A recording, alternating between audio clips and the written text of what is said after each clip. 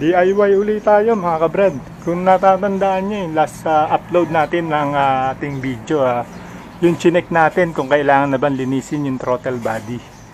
At ngayon, araw ng linggo, lilinisin nga ngayon natin. Ngayon mga brad, DIY, kahit kayo kaya nyo linisin ito, kahit di nyo nadalhin sa akin o dalhin sa ibang mekaniko, kahit kayo kaya nyo nang linisin to. Bali mga brad, unang alisin na itong upuan. Ito lang naman alisin dito. Tapos step by step natin na ituturo sa inyo kung ano yung mga dapat ingatan. Naalisin na natin, umpisahan na natin. Ngayon mga brad, bali natanggal na natin yung upuan. Ngayon mga brad, konting idea lang. Kaya natin ginagawa to kahit wala pa tayong nararamdaman na antalang pag-start, antalang pag-andar ng makina, kailangan pa ba natin intayin yun? Hanggat maaari, iniiwasan natin. Kaya hindi natin inaantay na dumating yung time na maantala yung pag-start niya. So, lilinisin natin yung throttle body niya. Kaya pala ito yung gatla, no? Ito, yan. Dito tayo nagatla nun eh. Ayan, kung nakikita nyo, ayan, no? Medyo napausog pa nga siya. Oh. Kaya pala medyo tumaas yung minor niya, hindi natin na isakto, no? Pero okay na yan siguro. Ngayon tatanggalin na natin mga brad. Ngayon nakalisin natin itong FI. Number 10 na socket lang. Medyo ingat lang. Medyo yung pagbukas nyo kailangan may pitik. Para maayos nyo siyang maalis.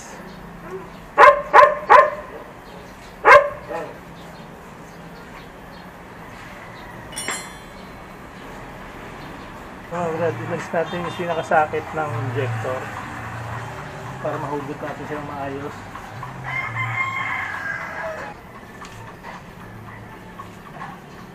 Ito, napaka-importante kaya kailangan i-save natin ito. Ilayo lang natin siya ang konti. Kung nakita nyo, inilayo ko lang siya ng konti. Tapos pangalawang alisin natin itong yung pinaka-kable niya, gaya ng kable niya.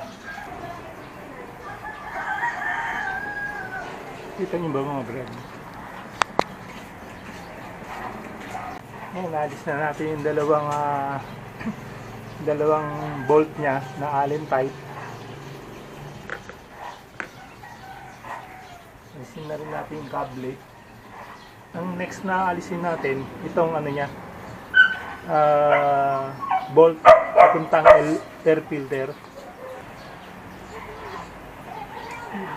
Bali itong bolt na to mga brad, luluwagan nyo lang ng konti. Hindi naman siya mahuhugot hanggat hindi nyo naalis yung bolt na nandito. Yan, katulad nito, medyo mahigpit. Ang pagluwag naman nito mga brad, huwag yung persay na gano'n. Medyo may pitik dapat. May pitik. Kasi doon sa iba, may mga nagme-message kung paano daw tanggalin dahil mahigpit. Kasi pag pinersa mo siyang gano'n, medyo, kailangan kasi may pitik kang gano'n eh. Bibiglayin mo siya para matanggal mo ng maayos. Narinig nyo naman, di ba may lagatok siya. Yung pinihit natin.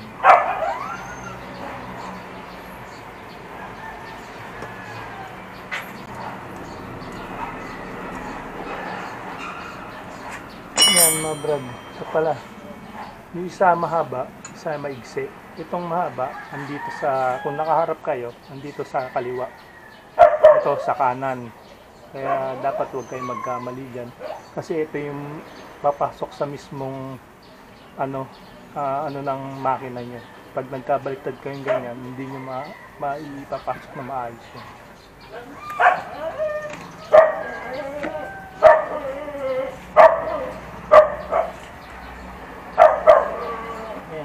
Umangat na siya mga brad, kung nakikita nyo. Ayun, may tawa. Oh, brad. Ay, bro. Yeah. Yan, may kabrad tayong dumating. Nag-check kayo dyan ba? Oo. Jik-jik, pangalawa na nga ito. Oo.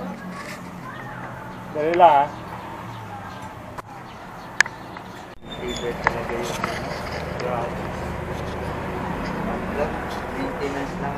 Oo. Ayun mga brad, bali natanggal na natin. Medyo naantala lang tayo. May dumating tayong kasamaan na grabis. Naglalalamog ka, no? Oo. Ano pangalan mo pala? Joseph. Yun, shoutout kay Sir Joseph. Pabali, nagpa-reset lang siya nung engine trouble.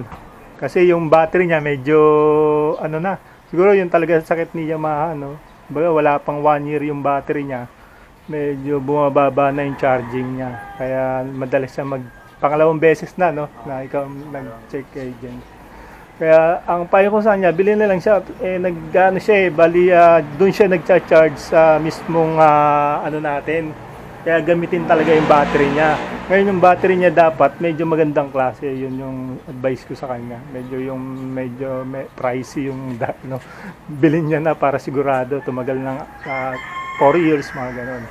Yun Brad, thank you rin sa pagpasyal. Salamat. Sa palis ng check agent. Kaya balik tayo mga Brad. Na-list tayo ng Ngayon natanggal na natin, no? Ito na yung pinaka-throttle body niya. Tapos yung socket dito, pag inalis nyo, may clip lang siya para mahugot nyo. Ito na. Ayan, ang itim na mga Brad. Ngayon, set up lang tayo ng paglilinisan natin ito. At ipapakita ko sa inyo paano natin linisin at kung ano yung ginagamit natin na panlinis para maging safe ang ating throttle body. Yung iba mga brad, ito yung kala nila adjustan ng ng minor. Pero mali kayo mga brad. Huwag niyong gagalawin to. Setup na yan, ba? Yung balikan ko kayo mga brad. Setup lang tayo ng paglilinisan natin ito.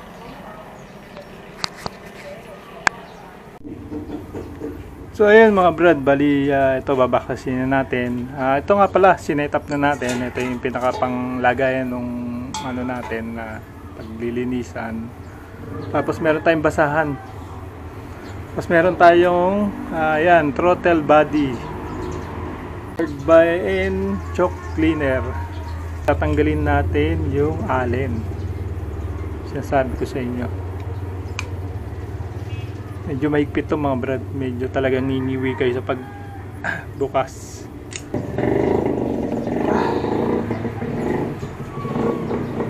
Maigpit.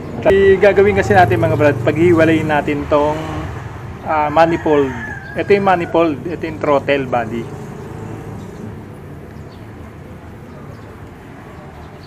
Kailangan kasi malinis natin ng gusto yung manifold at throttle body. Ayan. Tandaan mga brad, bago nyo alisin, tignan nyo muna yung sukat para hindi magkabaliktad.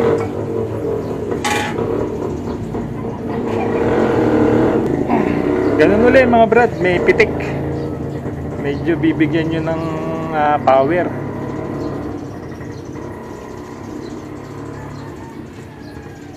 Ayan, magkasinlaki lang sila mga brad. At pwede kahit magkabaliktad. Ayun, nakita na natin. So mga brad, ito yung manifold na kumukonekta sa throttle body at sa makina. Ngayon, meron siyang gasket rubber. At tanggalin natin yung gasket rubber kasi sprayan natin siya ng throttle body cleaner. Dalang kayo ng mga lalagyan. Goma kasi yan, na damage siya pagka nyo siya. Sa 7,000 kilometers, ito yung dumi niya. Tapos alisin uli natin to para nang sa ganun malinis din yung loob niya. Kung natatandaan nyo sa last upload natin, no, ito yung tinignan natin. Dito natin binase kung kailangan ng linisin yung throttle body.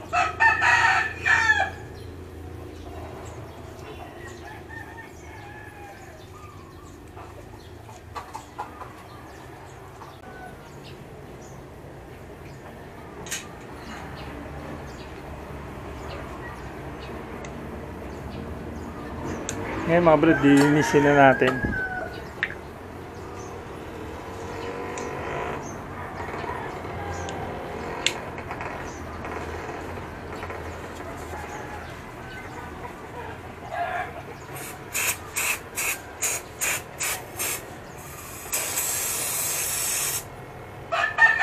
Yan yung mga itim, oh.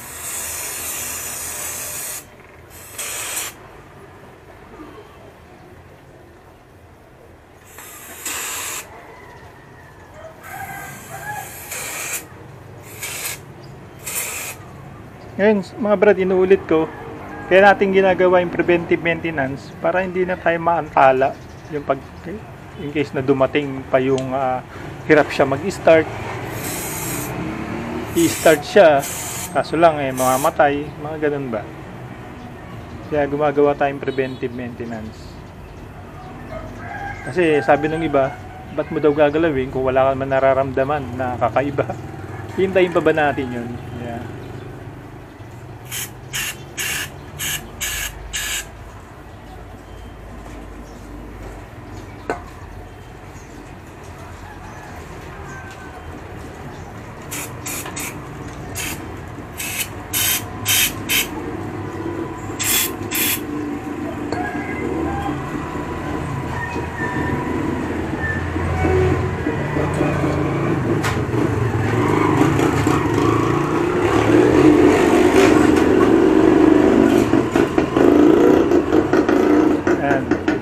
Laki ng diferensya, di ba mga brad?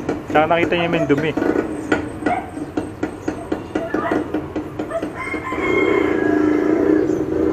Mas maganda kasi tumakbo ng panatag ang loob mo na wala kang iniisip na baka mamatay, baka masira, baka mag-off ang makina.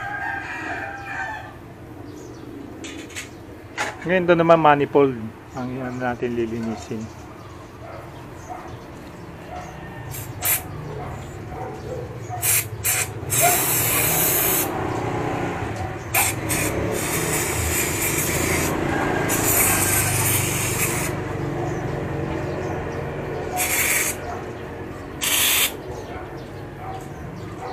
Yun, yung pinagsasalpakan ng injector.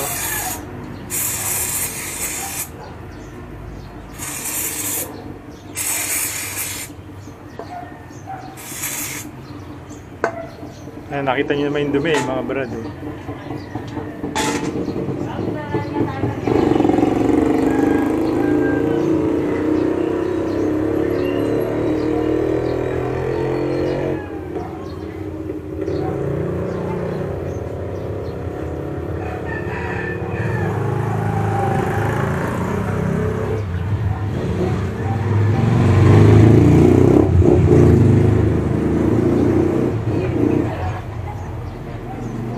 So ayun, malinis na mga brad.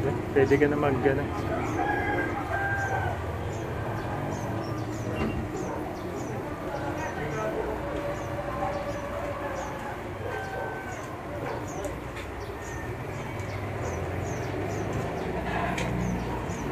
Ayan, yung dumi niya mga brad.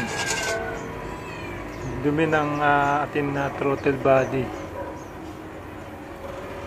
Konting pa talaga.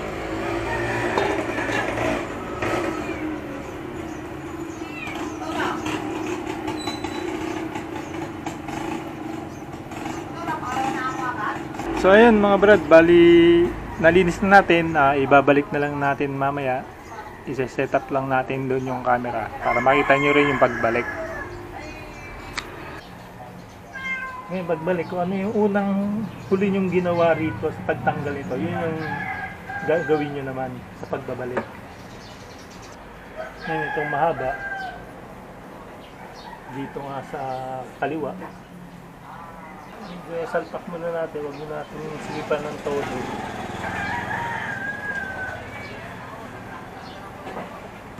May kamay muna para hindi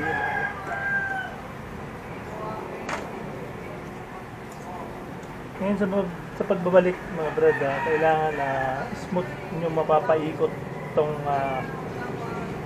number 10 na socket. Sabihin nun, lapat yung pinaka-thread niya. So sa ganun, maiwasan natin yung pagka-lost thread. Kaya lapat, diba, naikot natin. Sabay natin siyang higpitan. Kung ano higpit mo sa kanan, ganun din sa kaliwa. Pakiramdaman nyo lang siya na kapit na siya.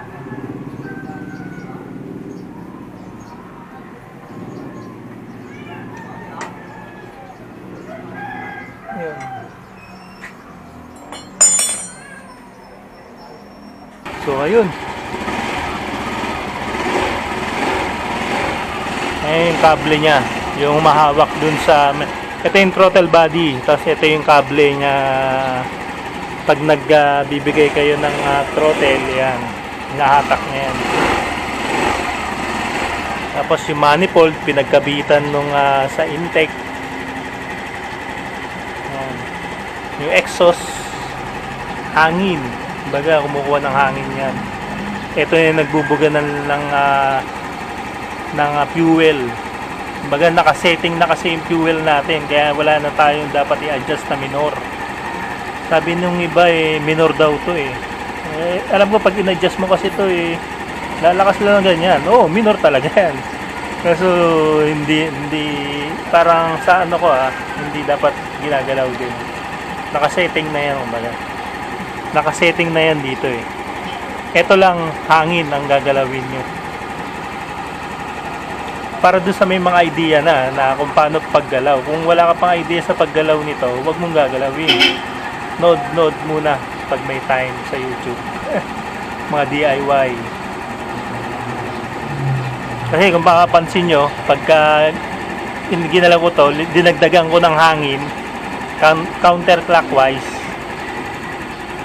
Yan, lumalakas yung minor ko, di ba? Lumalakas. Umiingay lalo. Kasi nadadagdagan yung air na pumapasok dito. Ngayon, kung medyo naiingayan kayo, masyadong malakas at masyadong maikot ng gulong nyo, yun, medyo magbawas kayo lang ng konti. Basta konting-konti lang ang bawas. Kumbaga, gabuhok ang bawasan dito. Ang tansyahan dito, gabuhok lang. Para makuha nyo yung tamang timpla. So, ayun mga brad, another DIY na naman ng ating video. Sa ulitin mga brad, I'm Alan Dilibro, Mabalos.